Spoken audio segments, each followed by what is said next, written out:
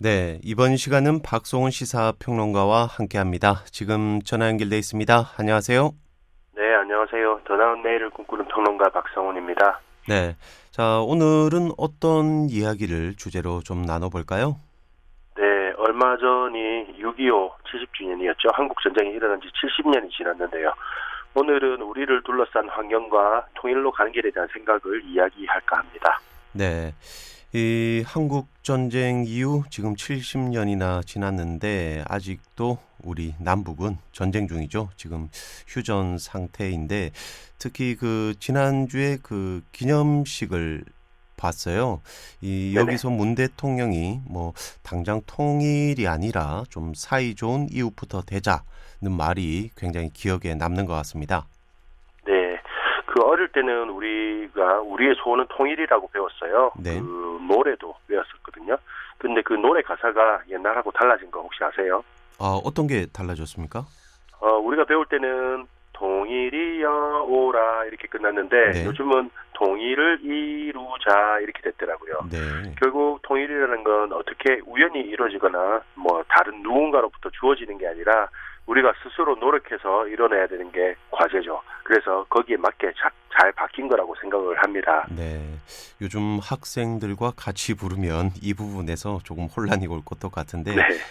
혹시 이 북한에서도 이 노래를 부르나요? 그 과거에 남북 정상회담 때 잠깐 나오기는 했던 것 같은데 어떻습니까? 네, 이 노래가 뭐 처음에는 일제 강점기 때 만들어져서 우리의 소원은 독립이라는 가사였어요. 네. 근데 우리가 독립을 하고 남북으로 분단이 되면서 통일로 가사가 바뀌게 된 거죠. 그러니까 일제 강점기 때부터 있었기 때문에 뭐 누구나 다 아는 북한도 알고 있습니다. 특히나 독립을 염원하는 노래였기 때문에 북한도 잘 알고 있죠. 네. 일제 강점기 때부터 있었던 노래였군요. 자, 그런데 이 통일을 염원하는 이 노래와는 달리 요즘은 통일에 대한 인식들이 많이 바뀌는 것 같아요. 아, 네, 맞습니다.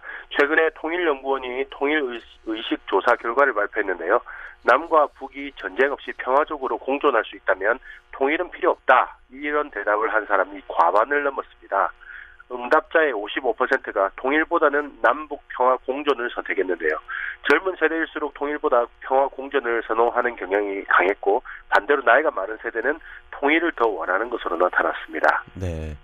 이 최근에 제가 본 통일 관련 강연에서도 이 조사 내용이 나왔더라고요. 그래서 저도 네네. 참 요즘 젊은 사람들의 생각이 과거와는 많이 달라졌구나 이런 생각이 들었는데 이 평론가님은 어떻게 생각하세요? 아, 저는 통일을 더 원합니다. 네. 아무래도 기성세대와 이 생각이 같으신 것 같은데 이 통일을 왜 바라는지 그 이유를 좀 들어볼 수 있나요? 뭐 혹시 저 나이 많다고 디스 하신 거 아니죠? 네, 그건 아닙니다. 우리가 코로나도 잘 이겨내고 있고 각종 문화나 경제 또 사회 인프라적 측면에서 전 세계로부터 찬사를 받고 있는데요. 그 사회적으로 안고 있는 문제들이 있습니다. 그 여러 가지 있지만 가장 심각한 게 이제 저출산, 또 높은 부동산 가격, 또 청년 일자리 문제가 있죠. 네. 자, 이런 문제들은 뭐 우리만의 문제가 아니라 또 선진국으로 가면서 이 공통적으로 안고 있는 문제인 것 같은데 우리나라는 조금 더 심각하다 이런 느낌도 있네요. 아, 네, 맞아요. 특히 가장 심각한 게 이제 저출산 문제인데요. 세계에서 가장 아기를 안 낳고 있죠. 네. 이 문제를 해결하기 위해서 막대한 예산을 쏟아붓고 있는데요. 그 이명박, 박근혜 정부 때부터 이번 정부 때까지 쏟아부은 예산만 해도 10조 원을 넘습니다. 근데도 저출산 문제가 나아지지 않고 있어요. 이런 우리의 모습을 보고 오죽하면은 뭐 옆나라 일본의 우익들은 조선인들은 스스로가 인종 청소를 하고 있다 이렇게 비아냥거리기까지 합니다. 네. 이 전 세계적으로 봐도 이 인구 수가 나라를 이 평가하거나 또 이 굴러가는 데 있어서 굉장히 중요한 부분으로 평가를 받고 있는데 실제로 이러다가 우리나라 조금 큰일 나는 거 아닌가 이런 위기감도 있는 것 같아요. 영국의 옥스퍼드 대학교의 한 교수가 뭐 이대로 가면 2305년에는 한국이 소멸할 거다. 뭐 저출산으로 소멸하는 첫 번째 국가가 될 거다. 이런 경고를 하기도 했어요. 근데 이런 쉽지 않은 저출산 문제를 한 방에 해결할 수 있는 게 바로 통일이죠. 뭐 근본적으로는 통일 이후에도 아기를 많이 낳아야 하겠지만 일단은 뭐 통일만 되더라도 전체 인구가 크게 늘어나면서 저출산 문제로부터 한숨을 돌릴 수 있게 됩니다. 네, 그렇죠. 지금 우리나라 인구가 한 5천만 정도가 되니까 통일이 되면 한 8천만 정도까지 되나요? 네, 그렇죠. 우리 인구가 5,200만 정도가 되고 또 북한이 2,500만 정도 되니까 둘이 합치면 이제 8천만 가까이 됩니다. 그리고 또 국토도 넓어지죠.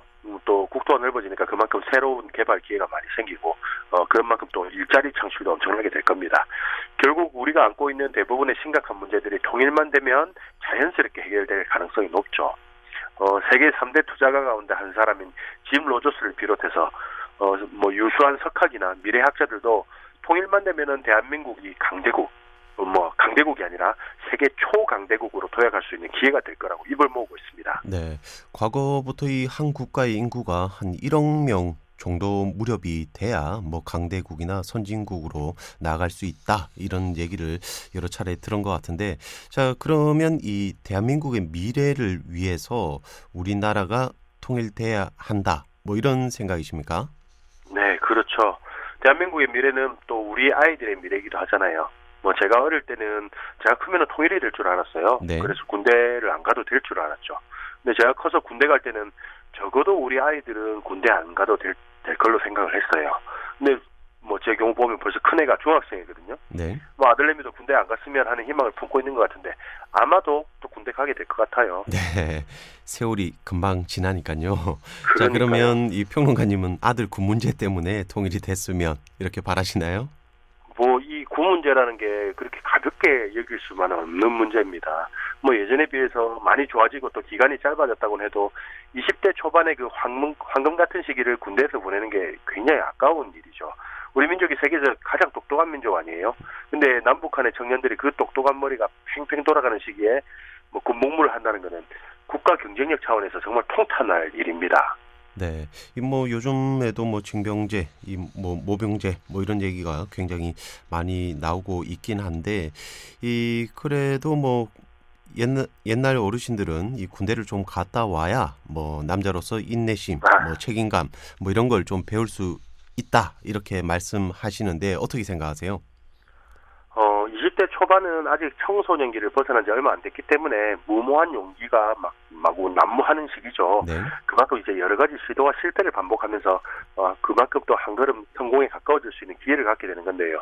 군대를 가면은 그 군대 복무 기간만큼 그 기회를 날리게 된 거예요. 그리고 또 군복무를 전후해서 남자들이 이성을 접할 기회가 줄어들죠.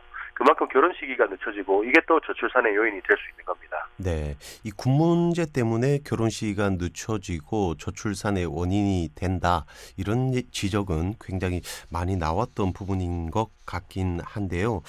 그래도 이 20대 초반이면 그 성인이긴 하지만 또 그 어릴 적 많은 그런 쓸데없는 부분에 또 시간을 낭비하는 일도 많은 것 같은데, 이 이성 문제에 있어서도 그 앞뒤 안 재고 또 맹목적으로 매달리는 그런 일들도 많잖아요. 이제 효율적인 거, 사랑의 성패 이런 것만 따지면 그렇게 볼 수도 있는데, 이게 또 어떻게 보면 사랑의 본질은 앞뒤 안 가리고 무조건 덤벼드는 이런 맹목적인 부분하고 맞닿아 있어요. 로미오와 줄리엣, 이몽룡과 성춘향 이런 사랑 이야기를 보면 집안이고 주변 환경이고 이런 거 따지지도 않고 막 끼어드는 사랑을 하잖아요. 근데 나이가 많아지면 현실에 비춰서 이것저것 재보고 또 맞춰보고 하다 보니까 사랑이 어려워지고 또 결혼은 더 힘들어지는 거죠. 젊을 때는 또 쓸데없이 시간을 낭비하는 게 어느 정도는 또 필요하기도 합니다. 네, 이 젊을 때일수록 더 열심히 부지런히 움직이고 노력해야 한다. 이게 대부분의 생각인 것 같은데 어떻게 그렇게 생각을 하신 거예요? 혹시 똑똑한 사람이 멍청한 짓을 할 때 위대한 발전이 이루어진다는 말 아세요? 네, 이건 누가 한 얘기죠? 제가 한 말입니다. 네. 뉴턴이 사과나무에서 사과 떨어지는 걸 보고 만류인력의 법칙을 깨달았는데요. 결국 물리학의 아버지라 불리죠. 네. 똑똑한 뉴턴이 아무 생각 없이 멍청하게 사과나무를 쳐다보고 있었기 때문에 위대한 발견을 할 수가 있었습니다. 또 원효대사의 이야기도 비슷한 맥락이죠. 네, 원효대사라고 하면 혹시 해골물 얘기인가요? 네, 그 똑똑한 원효대사가 썩은 해골물을 먹는, 어찌 보면 좀 멍청하다고 볼 수 있는 이런 행동의 결과물 때문에 큰 깨달음을 얻으셨죠. 네. 이 바보들은 백날 첫날 해골물을 마셔도 깨달음 못 얻습니다. 꿈의 나노 물질이라 불리는 그래핀이란 물질이 있는데요. 네. 이거는 또 연필로 종이를 시꺼멓게 칠해가지고 그 시꺼먼 연필로 칠한 거를 테이프로 계속 뗐다 붙였다 하면서 발견이 됐습니다. 네. 이게 뭐 바보가 하면 그냥 바보짓이죠. 또 페이스북을 만든 마크 저크버그는 하버드 대학교를 다니면서 우리 학교의 여자애들 누가 더 이쁜가 이런 거를 남자애들끼리 사진을 올려놓고 길길거리면서 점수를 매기다가 페이스북을 만들었습니다. 네. 그러니까 이 20대 초반 젊은 나이에는 좀 그렇게 쓸데없어 보이는 이런 여러 가지 시도들을 해볼 수 있는 그런 좀 시간적 여유가 있어야 된다. 이런 얘기인가요? 네. 우리 민족이 세계에서 가장 똑똑한 건 누구나 다 알죠. 근데 이런 뉴스가 나오면은 일본 애들은 뭐 한국이 그렇게 똑똑하면서 왜 노벨상도 못 받냐 이렇게 비꼬기도 합니다. 네. 이 노벨상은 순수한 학문적 성취한테 주는 상인데 우리는 그동안에 순수하게 공부를 하고 있을 여유가 없었죠. 먹고 살기 바빠서 뭐 돈 되는 거 공부할 시간도 부족했습니다. 게다가 남자들은 군대까지 다녀오면은 뭐 취업 준비할 시간도 부족한 상황이었죠. 그러니까 노벨상 같은 거는 사치에 불과한 그냥 한낱 꿈일 뿐이었습니다. 네. 그럼 통일이 되면서 국방에 쏟는 에너지가 줄어들게 되면 이런 노벨상 같은 여러 분야에서 이 더 뛰어난 업적들이 나올 거라고 보십니까? 당연한 얘기죠. 똑똑한 아이들한테는 시간을 주면서 멍청하게 있으라고 하면 그게 고문이에요. 뭔가 뭐 할 게 없으면은 공상이나 망상이라도 해야 됩니다. 우리 청춘들한테 충분한 시간이 주어지면은 과학뿐만 아니라 문학, 예술 분야도 크게 성장할 거라고 믿어 의심치 않습니다. 네. 아직은 조금 어렵겠지만 실제로 그렇게 될 수 있다면 뭐 하루빨리 통일이 되길 저도 바라겠습니다. 이 통일이란 게 막연하게 바라고만 있는다고 될 수 있는 게 아니거든요. 네. 강하게 염원하고 계획을 세워야 되는 문제예요. 북한이 저렇게 못 살다가 망하면 뭐 언젠가 통일되겠지. 이런 막연한 소리는 감나무 밑에서 입 벌리고 있는 거나 다름없습니다. 지난 2010년에 미국 국방부가 한반도 통일 시나리오를 예상해서 그려놓은 지도가 있는데요.